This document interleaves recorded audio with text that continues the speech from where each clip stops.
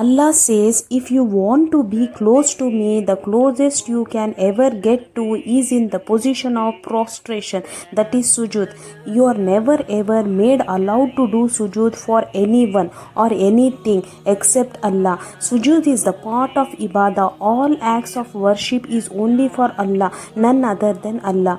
And Prophet Muhammad sallallahu alaihi wasallam said, he have been instructed to prostrate on 7 bones, forehead and nose is one and same bone, and 2 hands, 2 knees, and then toes. When you are in the sujood, then the 7 bones should touch to the ground, the highest level of ibadah when you are at the lower physical point.